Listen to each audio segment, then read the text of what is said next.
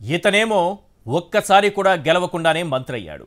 అతనేమో పోటీ చేసిన 2 చోట్ల ఘోరంగా ఓడిపోయాడు. ఇప్పుడు ఈ ఇద్దరు మొనగాళ్లు ఒకే వేదికపైకి రాబోతున్నారట.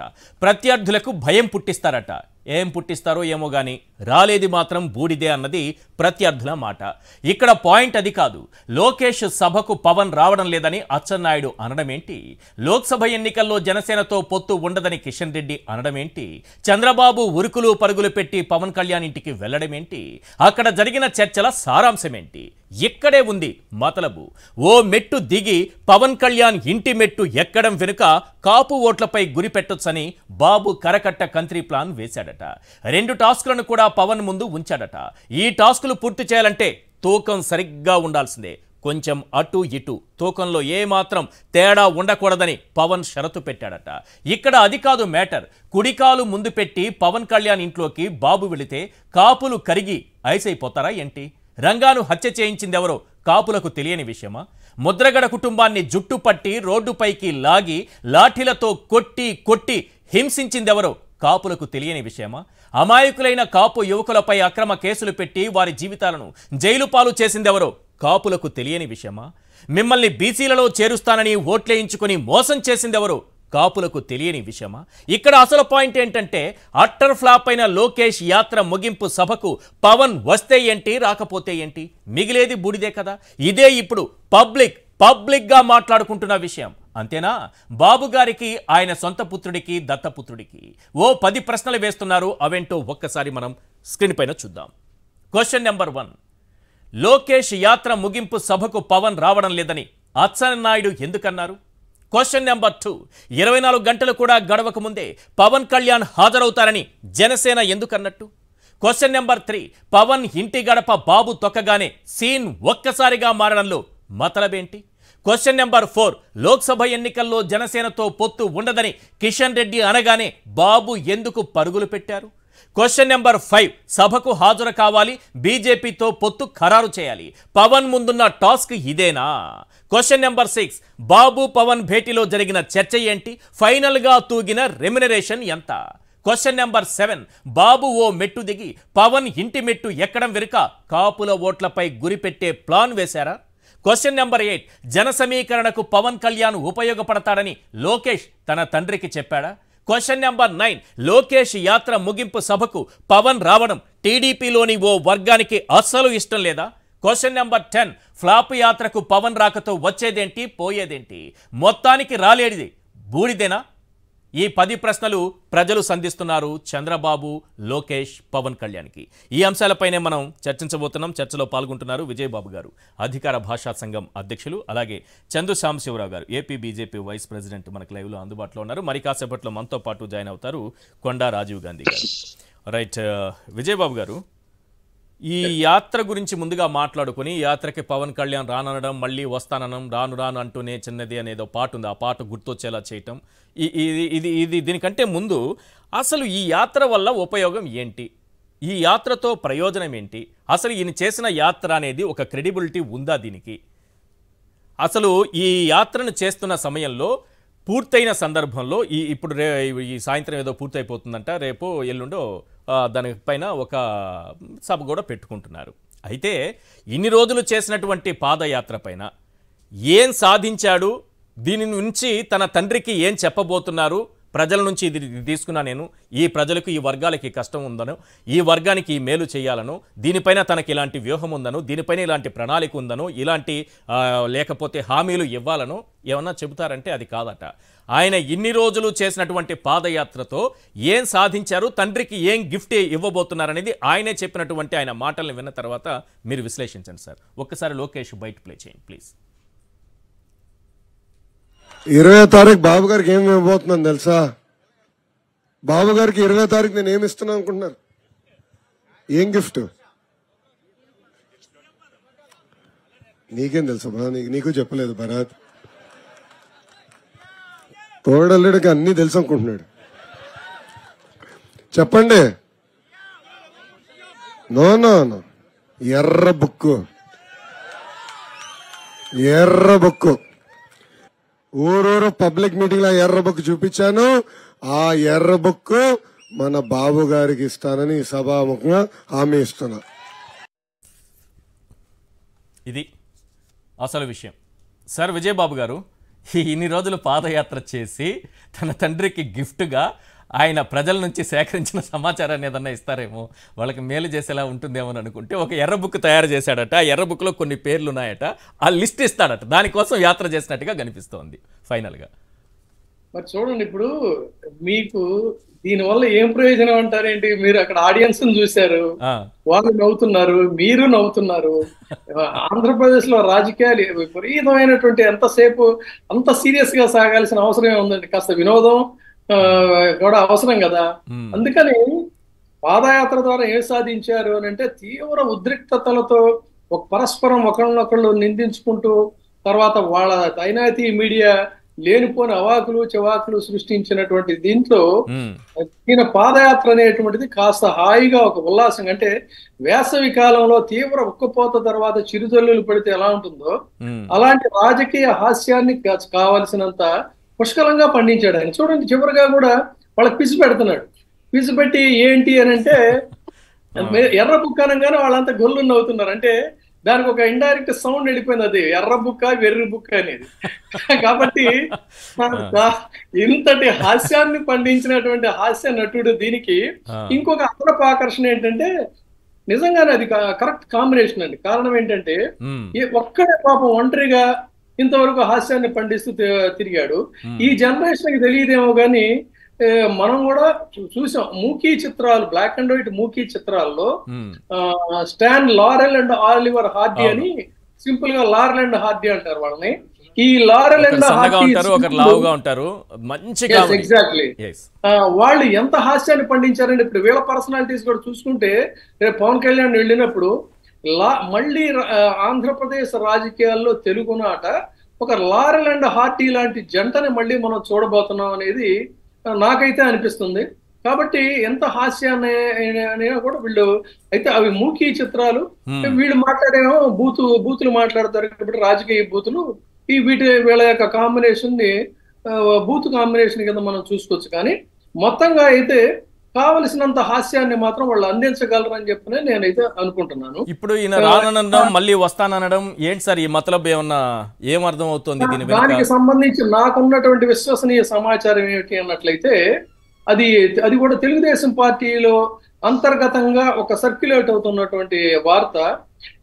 వీళ్ళేమో మరి పదే పదే నా మీద ఒత్తిడి చేస్తున్నారు, సీఎం అని సభల్లో అరుస్తున్నారు.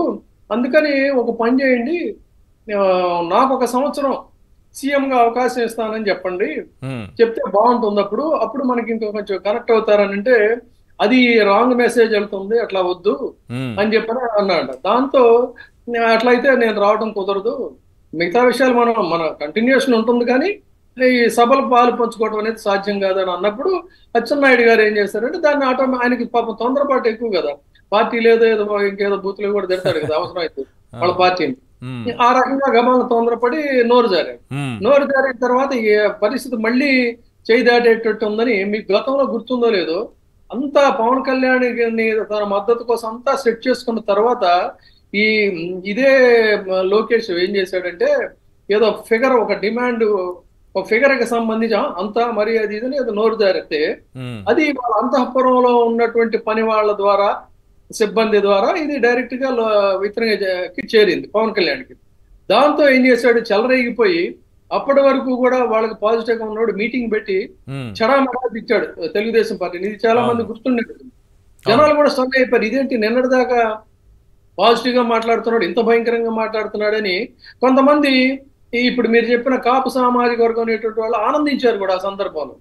అయితే చంద్రబాబు నాయుడు గారు నెత్తి నోరు బాదుకొని అంతా సెట్ చేసి పెడితే మొత్తం ఇదంతా చండాలం చేసి పెట్టాడని అప్పుడే కదా మనం అనేక సార్లు ఇదే డిబేట్ లో చెప్పుకున్నాం. ఈ లింగంలోని ఇతన్ని పట్టుకొని వెంకటేశ్వర స్వామి సాక్షిగా దేవాలయంలో ఏదో పూజా కార్యక్రమాన్ని తీసుకెళ్లి నాదెళ్ల మనోహర్ వీళ్ళిద్దరికి రాజీ చేయటం, ఆ దేవాలయ ప్రాంగణంలో నమ్మకం కుదిరించడానికి, ఇదంతా కూడా జరిగిన చరిత్ర. అదే రకంగా మళ్ళీ తిరిగి ఇవాళ కూడా స్క్రోలింగ్ వచ్చింది చాలా వాటిలో, నేను అనుకుంటాను 10 సంవత్సరాలు దాదాపు 10 సంవత్సరాల తర్వాత మళ్ళీ చంద్రబాబు నాయుడు గారు పవన్ కళ్యాణ్ ఇంటికి వెళ్ళడంలో కారణం ఏంటంటే 2014 ఎన్నికల సమయంలో వెళ్ళారు, అప్పుడు పొత్తులు పెట్టుకున్న సమయంలో వెళ్ళారు. కన్విన్స్ చేయడం కోసం మళ్ళీ వెళ్ళాడు. సరే, వాళ్ళకి ఏం కుదిరిందో తెలియదు కానీ దాని మీద మీడియాలో రకరకాల కథనాలు వస్తున్నాయి. ఏమని, ఏం జరిగి ఉంటుంది, ఏం చేసి ఉంటారు అంటే మీకు పవన్ కళ్యాణ్ ని దగ్గరుండి చూశారు, అనుభవం కూడా ఉంది. ఏం జరుగుండొచ్చు లోపల అనుకుంటున్నారు? రానన్న వ్యక్తి వస్తానడం వెనుక మతలబ్ ఏంటి? ఏం జరుగుండొచ్చు? అదే చెప్తున్నా. ఇప్పుడు ఆ వ్యవహారం అంతా కూడా అంగీకారం అయ్యాక పవన్ కళ్యాణ్ ఏం చేశాడు, ఆల్రెడీ తన వాళ్ళకి ఒక వార్నింగ్ ఇచ్చాడు. ఏమని, నేను 10 సంవత్సరాలు ఎంఓయూ రాసుకున్నాను, ఏది కాడి మోస్తాను, తెలుగుదేశం కాడి మోస్తానని. సో నాతో పాటు కాడి మోసేవాళ్ళు నాతో పాటు ఉండండి, అందుకు సిద్ధంగా లేనటువంటి వాళ్ళు బయటికి పోండి, వాళ్ళ వైసీపీ కోవర్ట్ల కింద ట్రీట్ చేస్తాను ముందే చెప్పేసిన తర్వాత ఇప్పుడు జరిగిన చర్చలు ఏంటంటే, మా వాళ్ళని ఎంతమందిని బకరాలు చేయమంటారు? మీకు మన హైదరాబాద్ పాత నగరంలో ఒకసారి బక్రీద్ సమయంలో చూసినట్టయితే పెద్ద మొత్తంలో ఈ బకరాలన్నిటిని కూడా అక్కడ పెడతారు బక్రీద్కి. ఆ విధంగా తెలుగుదేశం ఈ జనసేనలో పాపం బ్లైండ్ గా నమ్మి 10 సంవత్సరాలుగా జెండాలు మోస్తున్నటువంటి వాళ్ళు, జేజేలు కొడుతున్నటువంటి వాళ్ళు, వీళ్ళందరి యొక్క ఆశ ఏంటంటే తమకి ఏదో రకంగా ఎన్టీ రామారావు గారు పార్టీ పెట్టినప్పుడు కొత్త వాళ్ళకి, మధ్య తరగతి వాళ్ళకి ఏ రకంగా అయితే ఎమ్మెల్యే సీట్లు అవన్నీ వచ్చాయో తమకు కూడా అలా వస్తాయని చెప్పని ఎదురు చూస్తున్నారు. కానీ ఇక్కడ జరిగిన సంభాషణ ఏంటంటే, నేను మా వాళ్ళని ఎంతమందిని బకరాలను చేయాలో చెప్పండి, పూర్తిగా తెలుగుదేశం నుంచి మీ వాళ్ళు ఎంతమంది త్యాగం చేస్తారో చెప్పండి అని అటు నుంచి త్యాగం గురించి, ఇటు నుంచి బకరాలు చేయడం గురించి చర్చలు జరిగాయి. కానీ ఇక్కడే గమనించాల్సిన ఆసక్తికరమైన అంశం ఏంటంటే, మీరు జాగ్రత్తగా చూసినట్టయితే, మీరు కాపు వర్గం కోసమే కదా ఈయన వెనకాల వ్యామోహం పడుతున్నాడు. కానీ కాపు వర్గం గతంలోనే ఆల్రెడీ ఈ పవన్ కళ్యాణ్కి ఆదిలో మద్దతు ఇచ్చి ఎప్పుడైతే ఇతని నిజస్వరూపం తెలిసిందో, చివరికి కాపులు అధికంగా ఉండేటువంటి చోట కూడా పవన్ కళ్యాణ్ సైతం ఓడించారంటే వాళ్ళు ఎంత చైతన్యవంతులు అనేటువంటిది ఆ ప్రాంతంలో ఆలోచించుకోండి. అలాంటి పరిస్థితుల్లో వీళ్ళందరినీ నా వెనక ఉన్నారు, గంప కొత్తగా మీకు అందరినీ అప్పచెప్తానని అంటే వాళ్ళు కోరుకున్నది ఏంటి? హరిరామ జోగయ్య గారితో సహా అన్నది ఏంటంటే, నువ్వు నాయకుడిగా ఎదుగు, నువ్వు సమరం చేయి, కథన రంగంలోకి దూకితే మేమందరం మద్దతు ఇస్తామంటే, కథన రంగంలోకి దూకమంటే కాడి మోస్తానని చెప్తున్నాడు ఆయన. టీడీపీ కాడి మోస్తాను, అది కూడా 10 ఏళ్లు మోస్తాను, కాబట్టి మీరందరూ కూడా నాతో పాటు ఊడిగంచేయండి అంటే, అంత ఆత్మగౌరవం చంపుకొని ఆత్మాభిమానం లేకుండా ఇతని వెనక వెళ్లే పరిస్థితి లేదు అనడానికి గతంలో జరిగినటువంటి ఎన్నికలే ఉదాహరణ. కాబట్టి ఇవాళ జరిగేది ఏంటంటే, పుట్ట నిండా పొలసలు అంటారు కదా, అటు గోదావరి జిల్లాలో సీట్లు వస్తాయి, చాలా యాక్టివ్ గా ఉంటాయండి. ఈ గంప నిండా పొలసల లాంటి కాపుల ఓట్లు నీకు తీసుకొస్తానని గంప నెత్తి మీద పెట్టుకొని వెళితే చివరికి అందులో మిగిలేది ఖాళీ గంపే. ఎందుకంటే వాళ్ళు అంత యాక్టివ్ గా ఉంటారు తప్ప సెల్ఫ్ రెస్పెక్ట్ ని తాకట్టు పెట్టి ఈ వెనకాల గుడిగం చేసే పరిస్థితి లేదు. ఎందుకు లేదు అనే పాయింట్కి వస్తున్నానండి. ఒక్క నిమిషం నన్ను అలో చేయండి. ఎందుకు లేదు అన్నట్లయితే ఇక్కడ 2 పాయింట్లు మనం మాట్లాడుకోవాలి. అనివార్యంగా ఈ పవన్ కళ్యాణ్ చంద్రబాబు వల్ల మనం కూడా పదే కులాల గురించి ఎంబరాసింగ్ గా ఉన్నా కూడా మాట్లాడుకోవాల్సిన పరిస్థితి వచ్చింది. కాబట్టి ఒక్క విషయంలో ఇక్కడ జగన్మోహన్ రెడ్డి గారికి కాపులకి ఉన్నటువంటి పంచాయతీ ఏమైనా ఉందండి? ఏ కోణంలోనైనా ఒక్క పాయింట్ లో లేదు. అదే చంద్రబాబు నాయుడు గారికి కాపులకు ఉన్న పంచాయతీ గురించి మాట్లాడుకోవాలంటే అనేకం ఉన్నాయి. రంగా హత్య దగ్గర నుంచి, రంగా హత్యానంతరం ఆ పేద అమాయకులైనటువంటి కాపుల మీద వందలాది మంది మీద పెట్టిన కేసుల గురించి, రైల్వే ముద్రగడ పద్మనాభం గారిని హింస పెట్టడం దగ్గర నుంచి, వాళ్ళ ఫ్యామిలీ మహిళల మీద దాడులు చేయడం దగ్గర నుంచి, ఆ తర్వాత తదనంతరం రైలు దహనం కేసులో కేసులు పెట్టడం గురించి, తదనంతరం ఆ కాపులకి ఏదో చేస్తాను అది చేస్తానని మొండి చేయి చూపించడం దగ్గర నుంచి, అక్కడ ఉన్నటువంటి చందు సాంబశివరావు లాంటి మేధావుల దగ్గర నుంచి అనేక మంది కాపులకి మొండి చేయి చూపించడం దగ్గర నుంచి, మంత్రి పదవులు కాపులకు ఇవ్వకుండా అమాయకుల నోట్లో నాలికలైనటువంటి నిమ్మకాయల చినరాజప్ప గారు లాంటి వాళ్ళు ఆయనే వాపోయాడు. కానిస్టేబుల్ని కూడా నేను ట్రాన్స్ఫర్ చేసుకోలేని పరిస్థితిని, అలాంటి వాళ్ళు ఒకళ్ళిద్దరికి ఇచ్చి విధించినటువంటి పరిస్థితి దగ్గర నుంచి ఇలా 1,00,000 కారణాలు కాపులకి చంద్రబాబు నాయుడు గారు అన్యాయం చేశాడని చెప్పడానికి ఉన్నాయి. జగన్మోహన్ రెడ్డి గారి విషయానికి చెప్తే ఇతగాడు కక్కేటువంటి విషం కానీ విద్వేషం కానీ నిజంగా వాస్తవంగా కాపులకు ఉండాల్సిన అవసరం లేదు. ఎందుకు అన్నట్లయితే అటు వైఎస్ రాజశేఖర రెడ్డి గారు కానీ తదనంతర కాలంలో జగన్మోహన్ రెడ్డి గారు కానీ కాపు కార్పొరేషన్ ఏర్పాటు చేశారు. ఆయన కోట్లాది రూపాయలు ఇచ్చారు. డీబీటీ కింద కోట్లు ఇచ్చారు, నాన్ డీబీటీ కింద కోట్లు ఇచ్చారు, విద్యార్థులకి వాళ్ళకి అనేక మందికి చేశారు. తర్వాత బొత్స సత్యనారాయణ, అంబటి రాంబాబు, మన ఈయన డిప్యూటీ సీఎం, తర్వాత వైజాగ్ మినిస్టరు, ఇట్లా ఒక మన పేరుని నాని, అలా ఉద్దండులైనటువంటి వాయిస్ ఉన్నటువంటి నాయకులు అనేక మందికి ఆయన సముచితమైనటువంటి మంత్రి పదవులు ఇచ్చి అనేక మందికి ఆయన చేస్తున్నటువంటి పరిస్థితుల్లో ఒక్క కారణం కాపులు జగన్మోహన్ రెడ్డి గారిని వ్యతిరేకించడానికి ఏమైనా ఉందా? ఇప్పుడు నేను చెప్పిన 1,00,000 కారణాలు చంద్రబాబు గారికి ఉన్నాయి. అటువంటి పరిస్థితుల్లో ఇవాళ ఇతను అమ్ముడుపోయాడు కదా అని చెప్పని ఇతని వెనక వచ్చి అంటే ఇవన్నీ ఒక పక్కనైతే సామాజిక సమీకరణాల ప్రాతిపదికగా చూసుకుంటే దశాబ్దాల కాలంగా వీళ్ళ యొక్క ఫ్యూడల్ పదఘట్టనల కింద నలిగిపోయి కనలిపోయి ఛిద్రమైనటువంటి అవమానాలకు గురైనటువంటి కుటుంబాలు అనేకం ఉన్నాయి.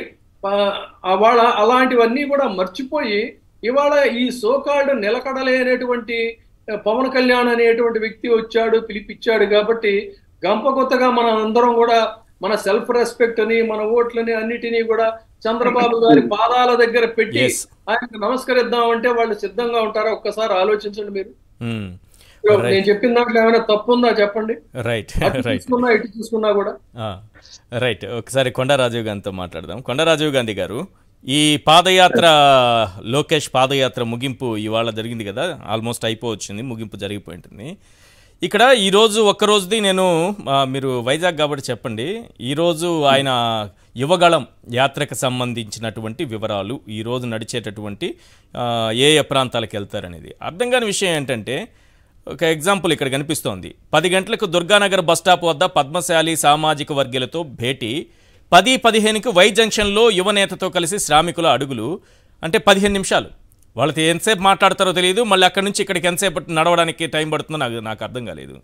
లయన్స్ క్లబ్ వద్ద గంగవరం పోర్టు డీపీ ఉద్యోగులతో భేటీ 10:30కి, 10:35కి హనుమాన్ టెంపుల్ వద్ద స్థానికులతో మాటామంతి. వీళ్ళకి 5 నిమిషాలు ఇచ్చారు.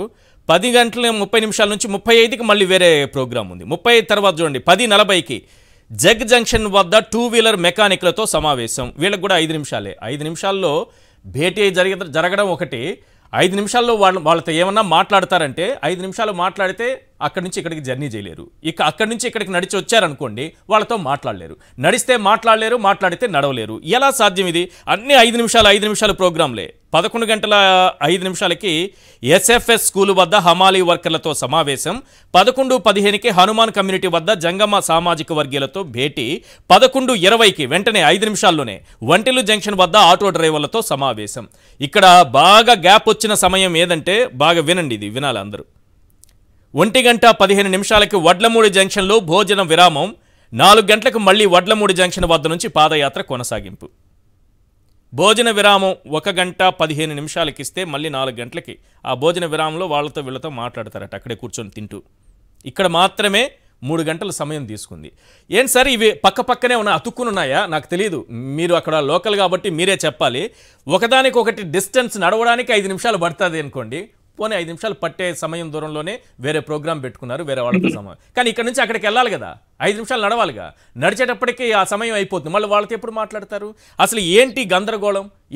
నేను ఇది 2వ సారి ఇలాంటి తెప్పించుకొని చూడడం.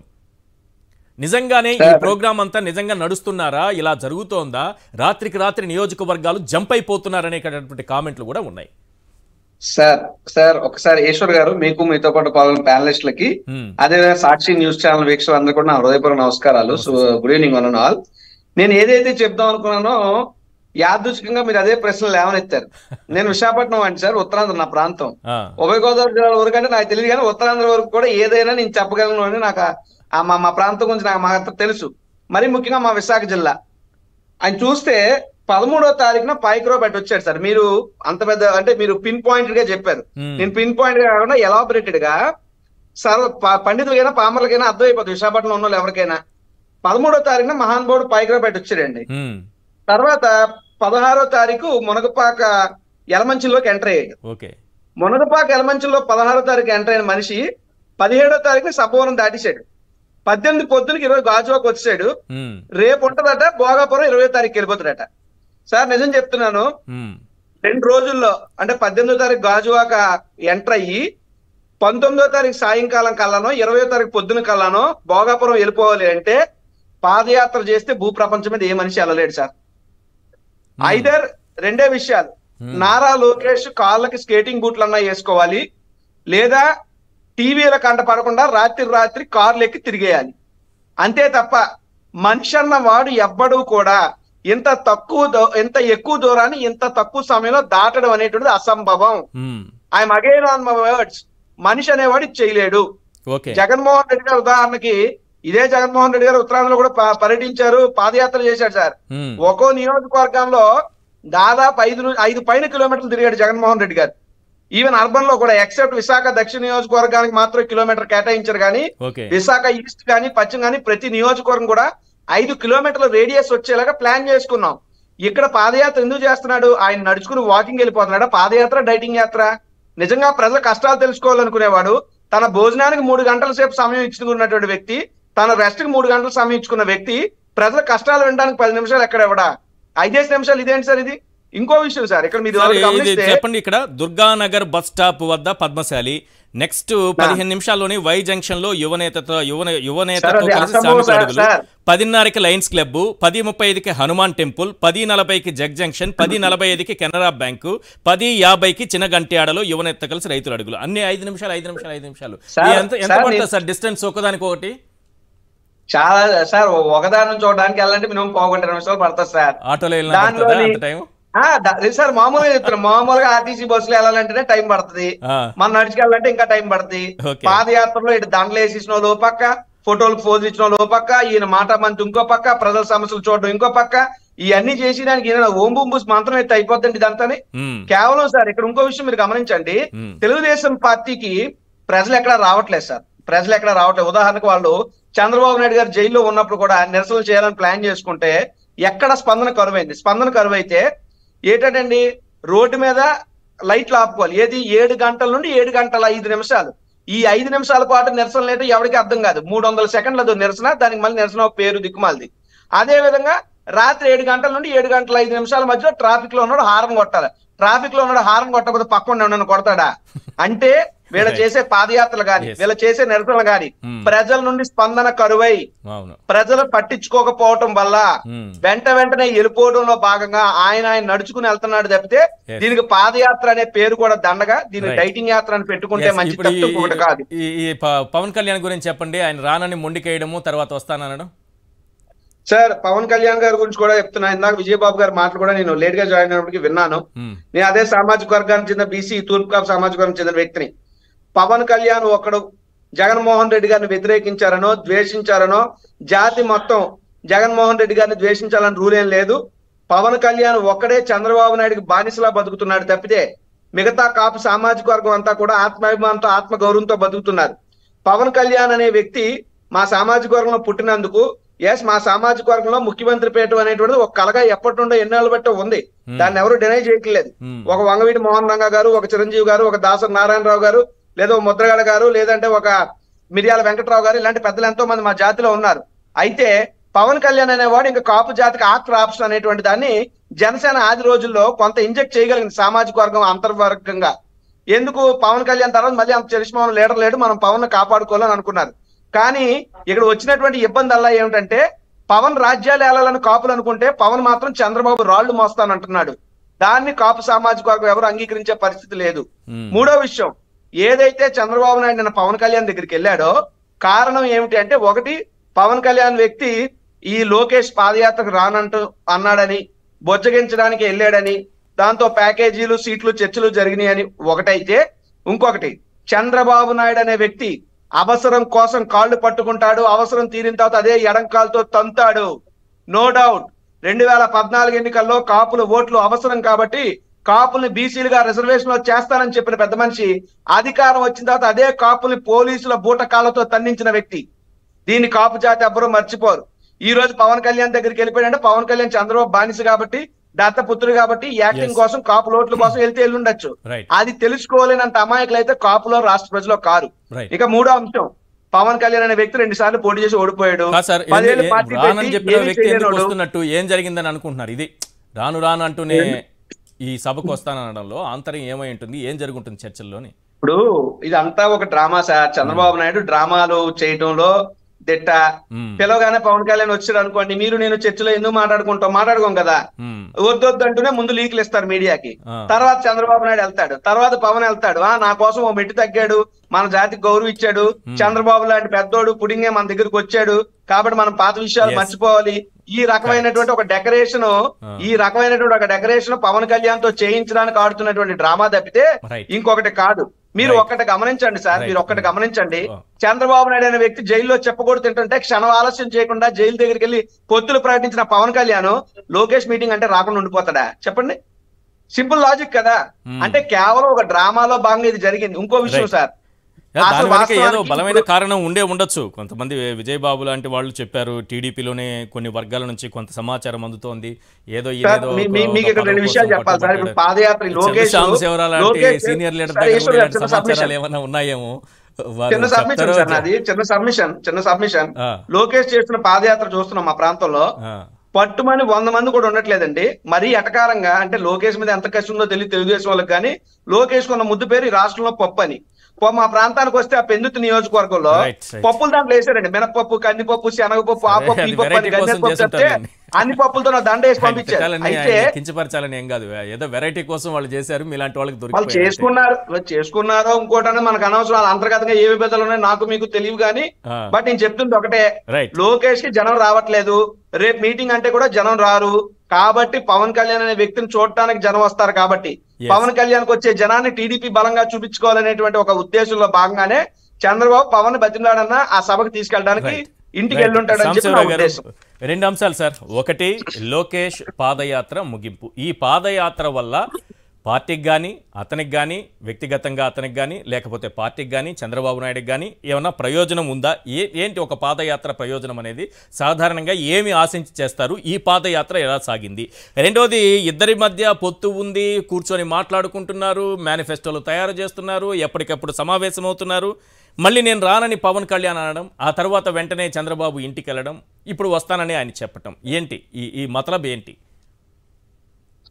ఈశ్వర్ గారు, మీకు పెద్దలు విజయబాబు గారికి, రాజుకి నమస్కారం, ప్రేక్షకులకు కూడా.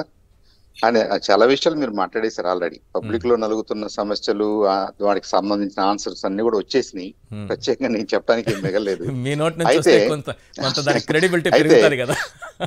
అయితే ఐ థింక్ పవన్ కళ్యాణ్ గారికి ఒక సందిగ్ధం ఉంది. I think he's in a difficult situation. ఒక రకంగా నాకు ఆయన చూస్తే జాలి కూడా వేస్తుంది. ఎందుకంటే భారతీయ జనతా పార్టీలో పొత్తులో ఉన్నాడు అఫీషియల్ గా. మేము కూడా దాన్ని రికగ్నైజ్ చేస్తూ లాస్ట్ మీటింగ్ లో కూడా తీర్మానం చేశాం, జనసేన భారతీయ జనతా పార్టీ కలిసి ఏ కార్యక్రమాలైనా చేస్తాయని. అలాగే తెలంగాణలో ఎలక్షన్స్ కూడా కలిసి చేశాడు.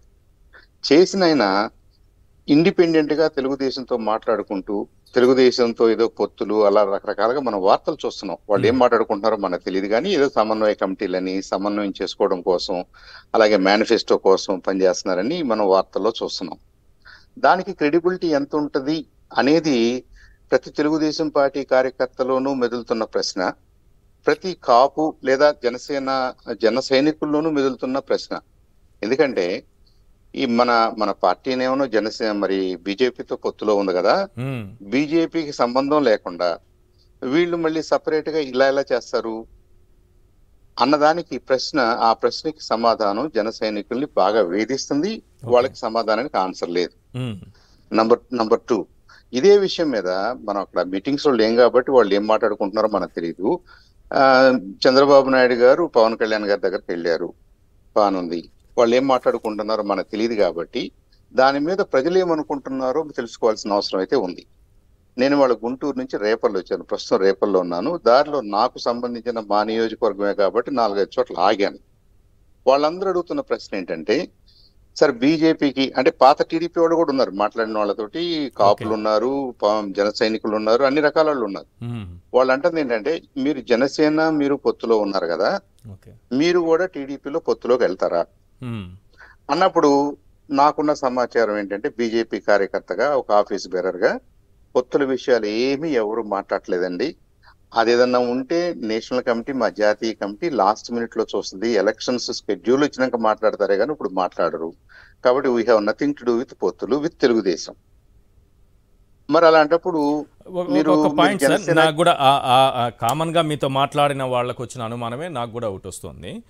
టీడీపీతో కలిసి వెళితే మనం లాభపడతాం, టీడీపీతో కలిసి వెళదాం, జనసేన ఆల్రెడీ వెళ్ళిపోయింది, మనం కూడా వెళ్ళడం మంచిదే అని పార్టీలో చర్చ కానీ, లేకపోతే మనం ఎందుకు వెళ్ళాలి, ఈ రకంగా దూషించాడు, తన అవసరానికి వాడుకున్నాడు, ఆ తర్వాత వెన్నుపోటు పొడిచాడు, చంద్రబాబు మోడీ గారినే స్వయంగా దూషిస్తూ సభలు పెట్టారు, ఢిల్లీలో పెట్టారు, ఈ రకంగా చేసినటువంటి వ్యక్తిని మళ్ళీ నమ్మి మనం ఆయన దగ్గరికి వెళ్తే మనకున్న క్రెడిబిలిటీ పోతుంది. వద్దు, ఈ రెండింటిలో ఏదో ఒకటి రాష్ట్ర శాఖ నుంచి మీ అధిష్టానం తీసుకుంటుందా తీసుకోదా? మరి తీసుకుంటే ఈ రెండిట్లో ఏ అభిప్రాయం వెళ్ళే అవకాశం ఉంది? ఏ అభిప్రాయం వెళ్ళేది సాధారణ జనానికి వచ్చేటటువంటి అనుమానం? భారతీయ జనతా పార్టీలో సగటు కార్యకర్త రెండు అభిప్రాయంతో ఉన్నాడు. అంటే వాళ్ళు కంటెస్ట్ చేసేవాళ్ళు కాదు, వాళ్ళకి కంటెస్ట్ మీద ఎమ్మెల్యేనో ఇంకోటి అవ్వాలని ఇంట్రెస్ట్ ఏముండదు. వాళ్ళు ideologically they are connected to either RSS లో పనిచేసిన వాళ్ళు కానివ్వండి, బీజేపీలో పనిచేసిన వాళ్ళు కానివ్వండి. వాళ్ళు ఏమంటారంటే మనకి వచ్చేది లేదు పోయేది లేదు, is not a trusted member. అది టైమ్ అండ్ అగైన్ మనకి కనిపించింది, ప్రూవ్ అయిపోయింది. కాబట్టి మళ్ళీ మనం అదే బాటలో ఎందుకు వెళ్ళాలి అనేది సగటు కార్యకర్తలో మీరు ఎక్కువగా వింటారు. లేదు నేను ఏదో వెంటనే ఎమ్మెల్యే అయిపోవాలి, ఎంపీ అయిపోవాలి అన్నప్పుడు ఈ కాంబినేషన్స్ అన్ని పనికొస్తాయేమో అని కొంతమంది మాట్లాడవచ్చు. అది వాళ్ళ వ్యక్తిగతమైన అభిప్రాయంగా చూడాలి, కానీ భారతీయ జనతా పార్టీ కార్యకర్తల అభిప్రాయంగా మనం చూడలేం. ఓకే సార్, ఇది బాగుంది. నా క్వశ్చన్ ఏంటంటే, మీ అధిష్టానం రేపు ఎన్నికల సమయానికి మీ పార్టీ అభిప్రాయం, రాష్ట్ర పార్టీ అభిప్రాయం తీసుకుంటుందా తీసుకోదా? అప్పుడు ఏం చెప్తారు మీరు? ఎన్నికలు దగ్గర పడుతోంది. ఐ థింక్ ఈ రెండు ఒపీనియన్స్ వస్తాయి. ఓకే, ఈ రెండు ఒపీనియన్స్ వస్తాయి. ఎక్కువ తక్కువగా ఉండొచ్చు. వాళ్ళు ఎవరిని అడుగుతారు, ఎంతమందిని అడుగుతారు అనే దాన్ని బట్టి డెఫినెట్ గా ఒపీనియన్ దీని మీద డిస్కషన్స్ ఉంటాయి. ఎవరి అభిప్రాయం వాళ్ళు చెప్తారు. కొంతమంది డైరెక్ట్ గా చెప్తారు, కొంతమంది సభలోనే చెప్తారు, కొంతమంది రాసిస్తారు. ఇవన్నీ కూడా I think Bharatiya Janata party కార్యకర్తల్లో విభిన్నమైనటువంటి అభిప్రాయాలు ఉంటాయి. విభిన్నమైన అభిప్రాయాలు అధిష్టానానికి చెప్తారు. ఇప్పుడు అధిష్టానం ఏ ఒపీనియన్, ఎలాంటి క్యాల్కులేషన్ లో ఎలాంటి డెసిషన్ తీసుకుంటది అనేది మనం చెప్పలేని అంశం. కాబట్టి నేను I have to pass that. నేను దాని మీద కామెంట్ చేయలేను. హౌవెవర్, జన సైనికుల్లో మెదులుతున్న క్వశ్చన్స్ మాత్రం యాజ్ అన్ యావరేజ్ ఓటర్ గా అనుకోండి, లేదంటే ఒక కాపుగా అనుకోండి, ఒక రాజకీయంలో పనిచేస్తున్న కార్యకర్తగా అనుకోండి, నాకు ఉన్నాయి. ఏముందంటే, ఇప్పుడు చంద్రబాబు గారిని సీఎం చేయాలి అని పవన్ కళ్యాణ్ గారి అభిప్రాయం అయినప్పుడు జనసేన అనే పార్టీతో అసలు పనేముంది?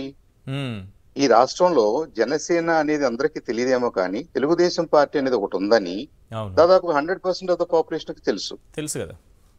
వాళ్ళు ప్రతి ఊర్లో కూడా తెలుగుదేశం పార్టీ కార్యకర్తలు ఉంటారు. తెలుగుదేశం పార్టీ కార్యకర్తలతో మాట్లాడుకుని బావో, అన్నయ్యో, మావయ్యో, ఇంకొకళ్ళు వాళ్ళు డైరెక్ట్ గా తెలుగుదేశం పార్టీకి ఓట్లు వేసుకుంటారు. దానికి పవన్ కళ్యాణ్ గారు రికమెండ్ చేయాల్సిన అవసరం ఏముంది కదా. అయితే పవన్ కళ్యాణ్ గారి అభిప్రాయం మీద వీళ్ళకి ఎందుకు ఇంట్రెస్ట్ ఉందంటే, పవన్ కళ్యాణ్ సీఎం అయ్యే అవకాశం ఉంటే డెఫినెట్ గా వీళ్ళలో కొంత ఇంట్రెస్ట్ ఉంది. పవన్ కళ్యాణ్ గారు సీఎం అవుతారా? నెక్స్ట్ క్వశ్చన్ అది.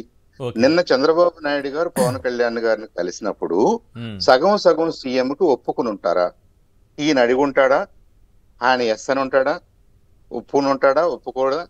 సరే, నేనేమన్నానంటే నాకు తెలియదు కాబట్టి మీరేం చేస్తారు, ఒప్పుకుంటే మీరేం చేస్తారు, ఒప్పుకోకపోతే మీరేం చేస్తారని అడిగాను. ఒప్పుకుంటే మేము పవన్ కళ్యాణ్ ని సపోర్ట్ చేస్తామనేది జనరల్ గా వస్తున్న వాయిస్. అలా ఒప్పుకోకపోతే, పబ్లిక్ గా ఒప్పుకోకపోతే మాది ఎవరి దారి వాళ్ళదండి. పవన్ కళ్యాణ్ తో మాకేం పెద్దగా సంబంధం లేదు.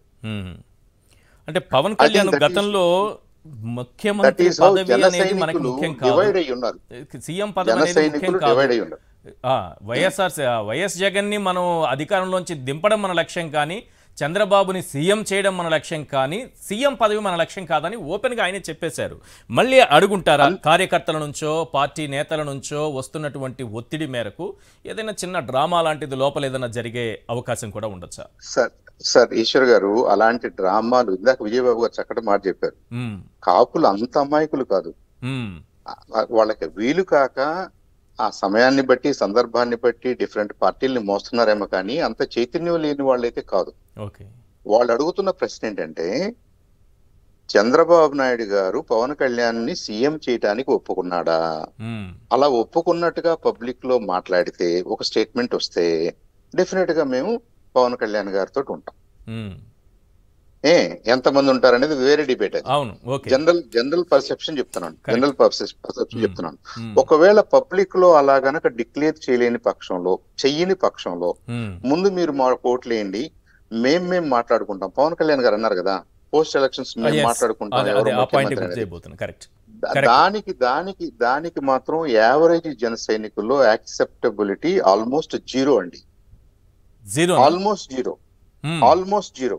మీరు ఎలక్షన్స్ అయిన తర్వాత మాట్లాడుకుందాము అనేది పెద్ద న్యూస్ ఏమీ కాదు, మాట్లాడుకోవడానికి ఏమీ ఉండదు అనేది వాళ్ళకి తెలుసు.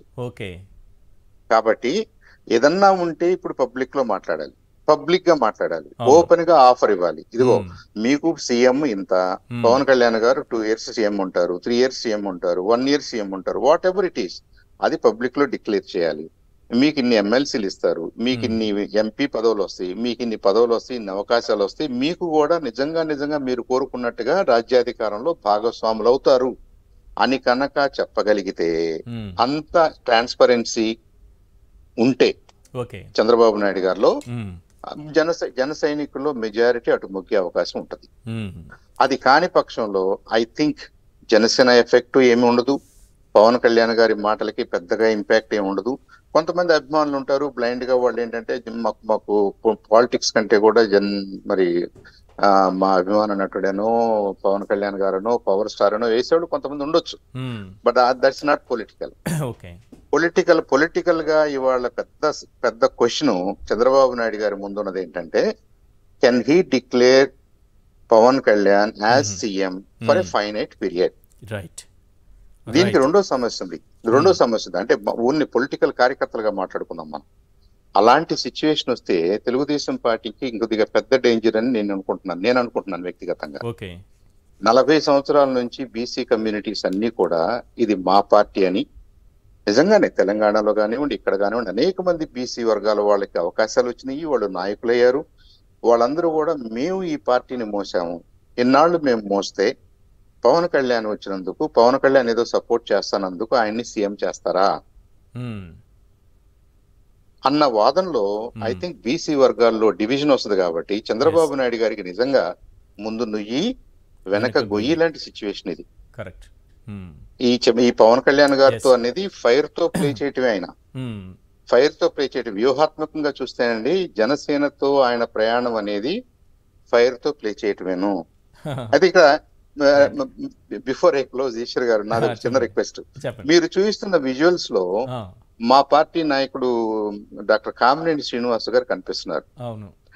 అది పొరపాటున ఎలా కనిపిస్తుందంటే, కామినేని శ్రీనివాస్ గారు, చంద్రబాబు నాయుడు గారు, పవన్ కళ్యాణ్ గారు అందరూ కలిసి ఏదో రీసెంట్ గా అది కొద్దిగా అండి మా కామినేని గారిని పక్కకు తీసేస్తే, ఎందుకంటే భారతీయ జనతా పార్టీ ఇంకా డిసైడ్ చేయలేదు. భారతీయ జనతా పార్టీకి ఇంకా I think it will take some more time.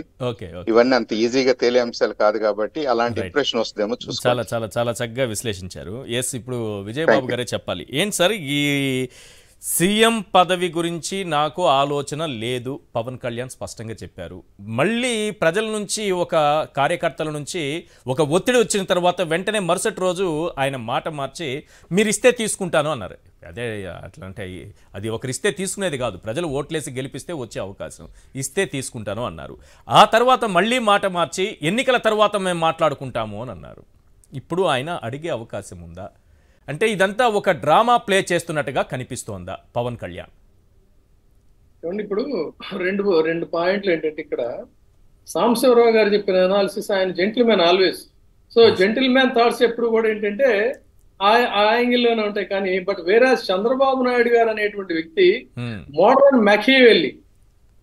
మ్యాకియావెల్లీ యొక్క థాట్ ప్రాసెస్ ఎలా ఉంటుందంటే వెరీ డేంజరస్. ఒకవేళ ఈ జనసేనలో మెజారిటీ ఆఫ్ ది ఒపీనియన్ కానీ, కాపుల ఒపీనియన్ కానీ పవన్ కళ్యాణ్కి కనుక సీఎం ఇచ్చినట్లయితే ఓట్లేస్తామనే ఇది ఉంటే ఖచ్చితంగా ఆయన ఏం చేస్తాడంటే నిర్మోహనకు తర్వాత చూసుకుందాం డిక్లేర్ చేస్తాడు. ఇప్పుడు మనం కేసీఆర్ చూసాం, దళితుడిని సీఎం చేస్తా అన్నాడు ఆయన. అవును. ముందు కుర్చీలో కూర్చో, ముందు గెలుద్దాం, గెలిచిన తర్వాత సంగతి చూసుకోవచ్చు అనేది ఒక మన కళ్ళ ముందు ఒక అనుభవం ఉంది కదా.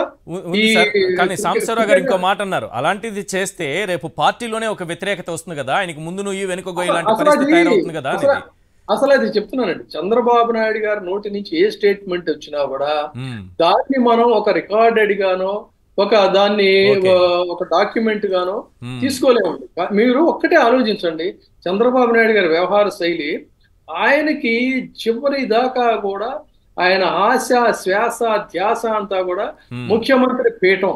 దానికోసం ఎంతకైనా తెగిస్తాడనడానికి, ఎంత నైత్యానికైనా కూడా ఆయన దిగజారగలడనడానికి సీనియర్ ఎన్టీఆర్ ఎపిసోడ్ దగ్గర నుంచి జూనియర్ ఎన్టీఆర్ దాకా కూడా తీసుకుందామండి. నిజానికి ఎన్టీ రామారావు గారిని సరే ఏదో చెప్తారు, ఆ రోజున పదవీచ్యుతం చేయటం. ఈ జూనియర్ ఎన్టీఆర్ అనేటువంటి వ్యక్తి పాపం కోరితే ప్రాణాల మీదకి తెచ్చుకునేటువంటి రీతిలో ఆయన ప్రచారం చేశాడు. దాదాపు మృత్యువడి దాకా వెళ్ళి అదృష్టం కొద్దీ బయటపడ్డాడు. అంత త్యాగం చేసిన మనిషిని ఎందుకోసం అని తొక్కేసింది అంటే అతని ఫైరు, అతని వే ఆఫ్ స్పీడు ఇదంతా చూస్తే తన సుపుత్రుడు అతని ముందు వెలతెలపోతాడు. కాబట్టి ఇతన్ని ఇంతకంటే ముందుకెళ్ళనిచ్చినట్టయితే మనకే ప్రమాదం, మొత్తం పార్టీని అంతా కూడా క్యాప్చర్ చేస్తాడు, కబ్జా చేస్తాడు. అందులో నందమూరి అనేటువంటి ఒక ఇది ఉంది. నందమూరి కుటుంబ సభ్యులందరినీ నేను నానా తిప్పలు పడి తొక్కేస్తే మళ్ళీ వీడిని మనం అనవసరంగా ఫోకస్ చేసినట్టు అవుతుంది అనేటువంటి ఒక దురాలోచనతో, ఒక దుష్ట ఆలోచనతో, దూరాలోచనతోనే కదా ఆయన్ని తొక్కేసింది. వేరే కాజేం లేదుగా. జూనియర్ ఎన్టీఆర్ చేసిన తప్పు కానీ, ఆ పార్టీకి చేసిన ద్రోహం కానీ ఏం లేదు కదండి. కాబట్టి ఏ యాంగిల్లో చూసుకున్నా తను ముఖ్యమంత్రి అవటమే తన జీవిత లక్ష్యం. దానికోసం ఆయన ఎంతకైనా ఏమైనా చేస్తారు. అలాంటిది బంగారు పళ్ళెంలో పెట్టి పవన్ కళ్యాణ్ కోసం అని చెప్పి ఇదిగో నీకు ఇస్తున్నానని అంటాడా? జస్ట్ ఏంటంటే అవసరార్థం ఒక తురుపు ముక్క కింద వాడుకుంటున్నాడు పవన్ కళ్యాణ్ని. ఇక పవన్ కళ్యాణ్ వ్యవహార శైలి చూద్దాం మళ్ళీ ఒకసారి డిఫరెంట్ యాంగిల్లో. పవన్ కళ్యాణ్ అనేటువంటి వ్యక్తి ఏ విధంగా కూడా ఒక ఇండివిజువాలిటీ ఉన్నటువంటి వ్యక్తి కానీ, ఇండివిజువల్ థాట్ ప్రాసెస్ ఉన్నటువంటి వ్యక్తి కానీ, ఇండివిజువల్ గా డెసిషన్లు తీసుకునే నాయకత్వ లక్షణాలు ఉన్న వ్యక్తి కాదు.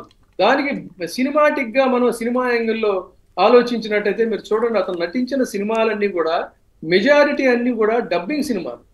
ఎందుకు అని అంటే రీమేక్ సినిమాలండి, సారీ డబ్బింగ్ కాదు, రీమేక్ సినిమా. రీమేక్ ఏంటంటే తన స్వతంత్రంగా తనకు తనుగా నటిస్తే అది సక్సెస్ అవుతుందో లేదో అనేటువంటి ఒక భావనతో మినిమం గ్యారంటీ కోసం రీమేక్ సినిమాలు తీసుకుంటాడు. అంటే అక్కడ కూడా తనకి ఇండివిజువల్ గా తన మీద తనకే నమ్మకం లేదు. రెండోది ఇంకొక పాయింట్ కూడా ఉంది, అవి క్వాలిటీ లేని సినిమాలు ఉంటాయి. మామూలుగా ఇప్పుడు వస్తున్నటువంటి సినిమాలకి భారీ బడ్జెట్, ఒక హంగు, ఒక ఆర్భాటం, దాన్ని చూడగానే ఆ క్వాలిటీ మనకు తెలుస్తుంది. ఈయన వచ్చినవన్నీ చూడండి, రీసెంట్గా వచ్చినవన్నీ ఈ సీరియల్స్లో లేకపోతే ఈ వెబ్ సిరీస్ స్థాయిలో ఉంటాయి ఈ సినిమాలన్నీ కూడా. అంటే క్వాలిటీ లేక తక్కువ డబ్బుతో ఎక్కువ సంపాదించాలి. రీమేక్ కూడా ఇప్పుడు భీమలా నాయక్ లాంటి సినిమాలు, ఒరిజినల్ సినిమాలు చాలా అద్భుతంగా ఆడాయి. ఇతర కోసం ఈ ఫ్లేవర్ మసాలాలు ఈ దట్టించేసరికి అవి ఫ్లాప్ అవుతున్న పరిస్థితి. అంటే అసలు రీమేక్ అనేది ఎందుకు వెళ్తాడంటే తనకు తన మీద స్వతంత్రంగా తన మీద తనకు నమ్మకం లేదు. రాజకీయాలకు వచ్చేసరికి తనకు తనుగా ఊరికే వాళ్ళు స్లిప్పులు రాసి ఇచ్చిన దాన్ని ఆవేశంతో ఊగిపోవటం, జుట్టు సవరించుకోవటం ఇవే తప్ప విషయ పరిజ్ఞానం అనేటువంటిది లేదు. కాబట్టి ఆ నాదెండ్ల మనోహర్ లాంటి వాడిని పక్కన పెట్టుకుంటాడు. నరేంద్ర మోడీ గారి దగ్గరికి వెళ్ళినా, కిషన్ రెడ్డి గారి దగ్గరికి వెళ్ళినా, చంద్రబాబు నాయుడు గారి దగ్గరికి వెళ్ళినా ఒక్క చంద్రబాబు నాయుడు గారి దగ్గర డీల్ కుదుర్చుకునేటువంటి రహస్య మంతనాలు తప్ప పొలిటికల్ వ్యవహారాలు మాట్లాడాల్సి వచ్చినప్పుడు కంపల్సరిగా ఒక సపోర్ట్ ఉండాలి. అంటే ఒక మనిషి మీద ఆధారపడేటువంటి వ్యక్తిత్వం, పరాధీన వ్యక్తిత్వం తప్ప స్వతంత్ర వ్యక్తిత్వం కాదు అతను. తన స్టఫ్ ఏంటో, తన కెపాసిటీ ఏంటో తనకి తెలుసు. అందుకని ఇలాంటి వ్యక్తిని నమ్ముకొని వెళ్ళటం అంటే కుక్కతోక పట్టుకొని గోదావరి ఈదినట్టే అవుతుంది. కాబట్టి ఎటువంటి పరిస్థితుల్లో కూడా అతని ఇమేజ్ అనేది ఆల్రెడీ డ్యామేజ్ అయిపోయింది. ఇక రేపు భవిష్యత్తులో జరిగేది ఏంటంటే, ఇందాక వారు సాంబశివరావు గారు అన్యాపదేశంగా చెప్పారు, ప్రత్యక్షంగా చెప్పకుండా. రేపు జరిగేది ఏంటంటే, ఒక బోర్డంత మందికి టిక్కెట్లు వస్తాయి, మనందరం కూడా లీడర్స్ కింద ఇవాల్వ్ అవ్వచ్చు అని చెప్పని 10 సంవత్సరాలుగా జెండా మోస్తున్నారు, జనసేన జెండా. ఈయన ఏం చేశాడంటే చంద్రబాబు కాడి మోస్తానని కాంట్రాక్ట్ తీసుకున్నాడు. రేపొద్దున వాళ్ళకి టిక్కెట్లు రావు. టిక్కెట్లు రానప్పుడు ఏమవుతుందంటే, వీరాభిమానం అనేటువంటిది ఎప్పుడు కూడా తిరగబడితే దాని యొక్క పరిస్థితులు, రిప్రకషన్స్ ఏ విధంగా ఎంత తీవ్రంగా ఉంటాయంటే, ఏ జెండాలైతే మోసారో ఆ జెండా కర్రలో తిరగేసి మరి వాళ్ళు ఖచ్చితంగా తిరగబడేటువంటి పరిస్థితి వస్తుంది. దాన్ని వీళ్ళిద్దరూ కూడా సరిదిద్దుకోలేని పరిస్థితి వస్తుంది. ఎందుకంటే దాంట్లో జస్టిఫికేషన్ ఉంది. అదేంటి మోసారండి, వాళ్ళ ఖర్చుతో వాళ్ళు తిరిగారు, వాళ్ళ డబ్బులతో వాళ్ళు తిరిగారు, వాళ్ళ బైకులు వేసుకుని వాళ్ళు తిరిగారు. అలాంటి వాళ్ళని అందరినీ గంపగొత్తగా నువ్వు తీసుకెళ్లి చంద్రబాబు నాయుడు గారి మనుషులు నిలబడతారు, మీరు వాళ్ళకి సేవలు చేయండి అని అంటే వాళ్ళ పరిస్థితి ఎలా ఉంటుందో ఆలోచించండి మీరు. కానీ మహా అయితే ఇతను 40 సీట్లు 50 సీట్లు ఇచ్చినా కూడా ఇందాక మరి కామినేని శ్రీనివాస్ గారిని గుర్తు చేశారు కాబట్టి చెప్పాల్సి వస్తుంది. నిజానికి ఈ 50 ఎన్నో టికెట్లు ఇస్తే అందులో కూడా సగం మంది తెలుగుదేశం పార్టీ వారే ఉంటారు, పేరుకి మాత్రం. ఇది గతంలో జరిగింది. నిజంగా బీజేపీ బీజేపీలోకి పంపించి మంత్రి పదవి ఇచ్చారు కదా, అందరికీ తెలుసు కదా, రాజకీయ స్పృహ ఉన్న ప్రతి ఒక్కరికి తెలుసు. సిసలైన బీజేపీ నాయకుడు మాణిక్యాలరావు గారికి, అది కూడా ఇందాక చెప్పా, కాపు సామాజిక వర్గాన్ని ఏ విధంగా వంచాడు, ఏ విధంగా అవమానించాడని చెప్పుకోవాల్సి వస్తే బీజేపీలో ఉన్న మాణిక్యాలరావు గారు నిఖార్స్ అయినటువంటి వ్యక్తి, చేతక్ స్కూటర్ మీద తిరిగినటువంటి గొప్ప కార్యకర్త. అది ఆయనకి దేవాదాయ శాఖ ఇచ్చి దాని మీద కూడా అదుపు లేకుండా ఆఫీసర్స్ కి పవర్స్ ఇచ్చాడు. ఆయన నాకు స్వయంగా చెప్పాడండి. మేము రవీంద్ర భారతిలో ఒక కార్యక్రమంలో పార్టిసిపేట్ చేస్తే ఆయన నా పక్కన కూర్చొని ఆయన బాధపడ్డాడు ఆయన. సో అంత దారుణంగా అడుగడుగునా కూడా కాపుల్ని వంచిన చంద్రబాబు నాయుడు గారు రేపు టిక్కెట్ల పంపిణీలో కూడా డెఫినెట్ గా ఆయన మాయ చేస్తాడు. అందుకని రేపు ఉదయం జరగబోయేది ఏంటంటే ఈయన సీఎం అవుతాడా, ఆయన సీఎం అవుతాడా, పంచుకుంటారా, తుంచుకుంటారా, అంత సీన్ అయితే ఉండదు సార్. ఇది ఏదన్నా ఒక లీకేజ్ కోసం బయట ప్రజల్లోకి కాదు. ఎందుకంటే మీరు ఇక్కడ ఆలోచించండి, అతనే గెలవాల 2 చోట్ల, వాళ్ళకు వచ్చిన ఓటింగ్ శాతం ఏంటి? ఒక మహా బలమైనటువంటి పార్టీగా ఈ దేశంలోనే అత్యధిక స్థానాలు సాధించినటువంటి ప్రాంతీయ పార్టీగా ఆవిర్భవించినటువంటి వైసీపీని ఢీకొనాలంటే ఈ లారెల్ అండ్ హార్డీలు వాళ్ళు వీళ్ళు ఎలా సాధ్యం చెప్పండి? అందుకని ఇవన్నీ ఊహాజనితమైనటువంటి అంశాలుగానే దీన్ని చూడాలి. తర్వాత రేపు మళ్ళీ మనం మొదట పెట్టిన పాయింట్కి వద్దాం. ఈ యువగళం పరిసమాప్త సభలో మరి లారెల్ అండ్ హార్డీలు ఆయన ప్రారంభం దేంతో చేశాడు? ప్రశాంతత్వతో మొదలు పెట్టాడు. ఈ ప్రశాంతత్వతో మొదలు పెట్టినటువంటి దీనికి విశాఖ పరిసమాప్తం అప్పుడు మరి పిన్ని గారిని పిలుస్తారా, వదిన గారిని పిలుస్తారా, ఆ ప్రశాంతత్వని పిలుస్తాడా అనేటువంటిది ఆయనే చెప్పాల్సినటువంటి ఉంటుంది. సో ఆ కార్యక్రమాన్ని కూడా మనం చూద్దాం. రైట్. ఇక్కడ 2-3 అంశాలు ఉన్నాయి. ఒకటి, కొడితే కొట్టించుకోండి, టీడీపీ కార్యకర్తలు కొట్టినా కొట్టించుకోండి, తిడితే తిట్టించుకోండి, గిల్లితే గిల్లించుకోండి, వాళ్ళు ఏం చెప్పినా మీరు సహించాలి అని పవన్ కళ్యాణ్ ఓపెన్గా చెప్పేశారు. రెండో అంశం, నా పొత్తు విషయం గురించి, సీట్ల డిమాండ్ గురించి మీరు ఎవరైనా మాట్లాడినా, సలహాలు ఇచ్చినా, సూచనలు ఇచ్చినా మిమ్మల్ని అందరినీ కోవర్టులుగా చూస్తానని అన్నారు. మూడో విషయం, 10 ఏళ్ల పాటు మా పొత్తు కొనసాగాలి అని అంటున్నారు. మీరు మొదట అవకాశం ఇస్తేనే 4 ఏళ్ళు కలిసి కాపురం చేయలేదు, 10 ఏళ్ళు చేస్తామని రెండోసారి ప్రామిస్ చేస్తున్నారు ప్రజల ముందుకు వచ్చి. ఇక్కడ ఈ అంశాలతో పాటు అంటే పవన్ కళ్యాణ్ దాసోహం అయిపోయారనే విషయంతో పాటు క్రెడిబిలిటీ అనేది రాజకీయ నాయకుడికి చాలా అవసరం. ఒక మాట మాట్లాడే ముందు ఆ మాట పైన మనం నిలబడాలి అన్నది. గతంలో ఆయన ఇదే చంద్రబాబు గురించి, ఇదే లోకేష్ గురించి ఏం మాట్లాడారనేది ఒక 2 minutes సినిమా, పవన్ కళ్యాణ్ సినిమా ఒకటి చూద్దాము. దాన్ని చూసిన తర్వాత రాజీవ్ గాంధీ గారితో మాట్లాడదాం ప్లీజ్. అంటే తెలుగుదేశం నాయకులు నా మీద ఎన్ని వెటకారాలు నాకు తెలుసు కదా. వాళ్ళు ఎంత స్థాయికి వెళ్ళిపోయారంటే కొంతమంది, వాడు మేము ఉంచుకున్నాను వాడు పడుంటాడు ఇట్లా అంటే నా మీద మాటలు. లోకేష్ గారికి ఇదే చెప్తున్నాను, నేను మీకు అండగా ఉండి 15 సీట్లు పశ్చిమ గోదావరి నుంచి ఇస్తే మీరు నా తల్లిని దూషించారు. తెలుగుదేశం పార్టీని, లోకేష్ గారిని క్షమించడం మర్చిపోకండి.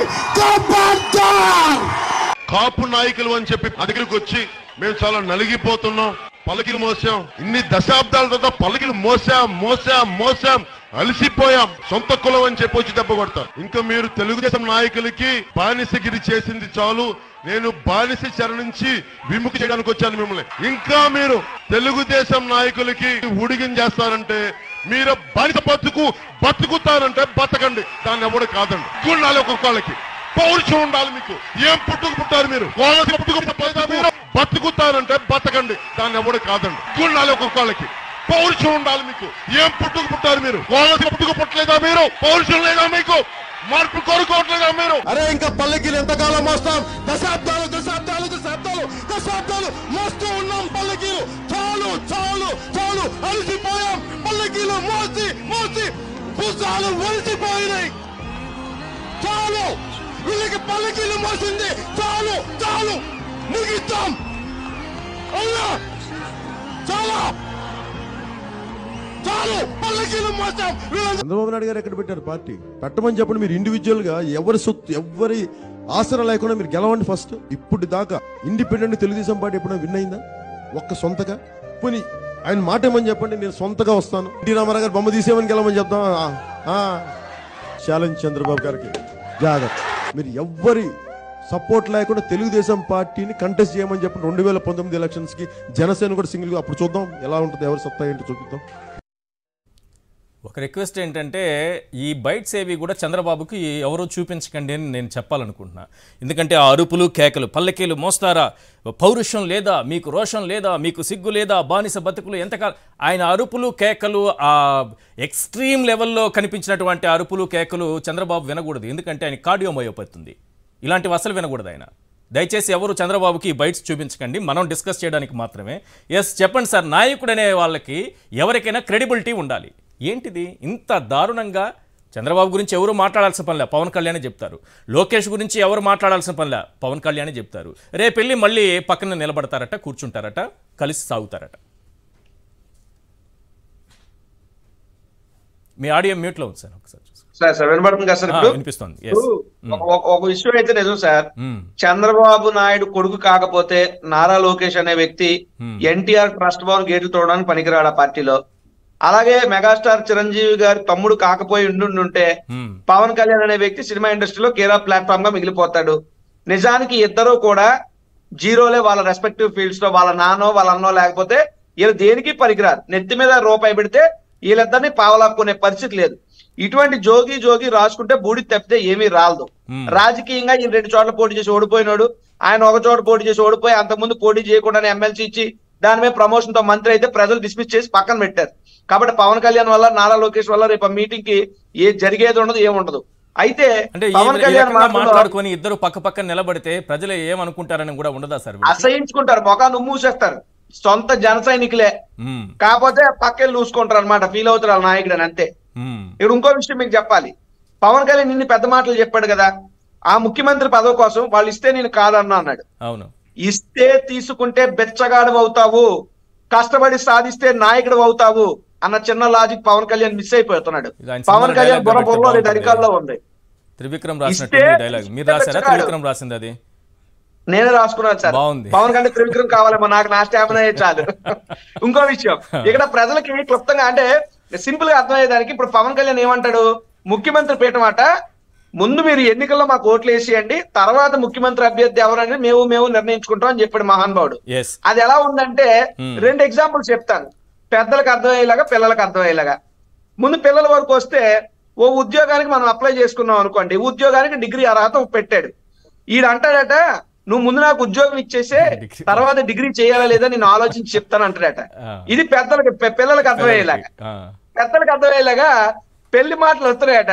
ఒరే బాబు నీకు పెళ్లి సావనం వద్దు, కంగారు పడకంటే లేదు ముందు సావనం చేసుకుంటాం, తర్వాత పెళ్లి చేసుకోవాలా లేదా మేము తేల్చుకుంటాం, మీరు కంగారు పడతారన్నట. సో ఇది ఎంత ఎటకారంగా ఉందో, ఇది ఎంత నవ్వు తెప్పించే విధంగా ఉందో. చంద్రబాబు పవన్లు ముఖ్యమంత్రి పీఠం కోసం చెప్తున్నటువంటి మాటలు అంతే హాస్యాస్పదంగా ఉన్నాయి. రైట్ చంద్ర సాంబశివరావు గారు కన్క్లూడ్ చేయండి సార్, సమయం మించిపోతుంది. చిన్న పాయింట్ సార్ రెండు ఒక నిమిషం నేను కంక్లూడ్ చేస్తాను, నాకు చాలా తక్కువ సమయం వచ్చింది. పవన్ కళ్యాణ్ గారు ఎంతసేపు కూడా, పవన్ కళ్యాణ్ అనే వ్యక్తి ఎంతసేపు కూడా వైఎస్ఆర్ కాంగ్రెస్ పార్టీనో జగన్మోహన్ రెడ్డి గారినో గద్దె దింపాలని మాట్లాడుతున్నాడు తప్ప తానే గద్దె ఎక్కుతానని మాట్లాడట్లేదు. అంటే భవిష్యత్తులో అవుతాడా లేదా పక్కన పెడితే, నామకే వాస్తే నోట్లోంచి నేను సీఎం అవుతానని మాట్లాడలేకపోతున్నాడు. నిన్ను నువ్వు నమ్మకపోతే నిన్ను జన సైనికులు ఎందుకు నమ్మాలి? నీ పార్టీ కార్యకర్తలు నమ్మకపోతే నిన్ను ప్రజలేం నమ్మాలి? ప్రజలు నమ్మని నీలాంటి వాడిని తీసుకొచ్చి చంద్రబాబు పక్కన పెట్టుకుంటే ఏమొస్తుంది? కేవలం రాజకీయంగా మీరు పబ్బం గడుపుకోవడానికి వాడే మాటలు తప్పితే ఇంకొకటి కాదు. మోర్ ఓవర్ సొంత మామ ఎన్టీ రామారావు గారిని ముఖ్యమంత్రి పీఠం కోసం తన్ని తోసేసి వెన్నుపోటు పొడిచాడు. అటువంటి ముఖ్యమంత్రి పీఠాన్ని ఏ సంబంధం లేనటువంటి ఈ పవన్ కళ్యాణ్కి ఇవ్వటానికి చంద్రబాబు సిద్ధపడతాడా?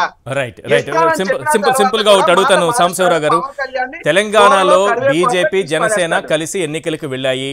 డిసెంబర్ 3న ఎన్నికల ఫలితాలు వచ్చాయి, కౌంటింగ్ జరిగింది. 15వ తారీఖున కిషన్ రెడ్డి గారు మేము లోక్సభ ఎన్నికల్లో ఎవరితో పొత్తుతో కలిసి వెళ్ళట్లేదు, ఒంటరిగానే వెళుతున్నామని వదిలించుకున్నారు. కేవలం 12 రోజులు. 3వ తారీఖున కౌంటింగ్ అయింది, 15వ తారీఖున కిషన్ రెడ్డి గారి స్టేట్మెంట్. 12 రోజుల్లో పవన్ కళ్యాణ్ని ఎందుకు వదిలించుకున్నారు? దాని ఎఫెక్ట్ ఏపీలో ఏమైనా ఉంటుందా? సార్ నేను ముందు చెప్పినట్టుగా ఏ ఎలక్షన్స్ కా ఎలక్షన్స్ భారతీయ జనతా పార్టీ కేంద్ర కమిటీ వాళ్ళు ఆలోచన చేసి వాళ్ళు కొన్ని నిర్ణయాలు తీసుకుంటారు. కాబట్టి ఇక్కడ అసెంబ్లీ ఎలక్షన్స్ జరిగినాయి కాబట్టి పార్లమెంట్ ఎలక్షన్స్ ఒక డెసిషన్ తీసుకున్నారని నేనైతే అనుకోవట్లేదు. కిషన్ రెడ్డి గారి అభిప్రాయం కూడా అదని నేను అనుకోవట్లేదు. మీ పార్టీలో రాష్ట్ర నాయకత్వం ఏ అభిప్రాయం తీసుకోదని మీరే కదా ఇంతకుముందు చెప్పారు. అది కేంద్ర నాయకత్వమే తీసుకుంటుంది. కేంద్ర నాయకత్వం తీసుకుంటేనే కదా కిషన్ రెడ్డి గారికి ఆ సమాచారం అందుంటుంది. ఆ సమాచారం అంతేనే కదా ఆయన స్టేట్మెంట్ ఇచ్చింటారు. కిషన్ రెడ్డి గారు తెలంగాణ పార్టీ అధ్యక్షుడిగా దాని మీద ఇప్పుడు చర్చ లేదు, ఆ విషయాలన్నీ తర్వాత మాట్లాడదాం అనే భావనలో మాట్లాడి ఉంటారు. ఆయన రెండు రోజులు ప్లే చేస్తున్నారు కాబట్టి మీకు అలా వినిపించి ఉంటుందేమో ఈశ్వర్ గారు. ఐ థింక్ ఆ పార్టీ ఇది మన ఏప్రిల్లో మేలో జరగబోయే జనరల్ ఎలక్షన్స్ లో ఏం జరగబోతుంది, ఎవరెవరితో పొత్తుండాలి ఉండాలా లేదా అనేది కేంద్ర నాయకత్వం డెసిషన్ తీసుకునేంత వరకు నా ఉద్దేశం ఇక్కడ ఎవరు దాని గురించి మాట్లాడరు. అయితే పవన్ కళ్యాణ్ గారు ఆల్రెడీ మాతో ఉన్నాడు కాబట్టి ఆ చొరవ తీసుకుని మాట్లాడుతున్నాను నేను.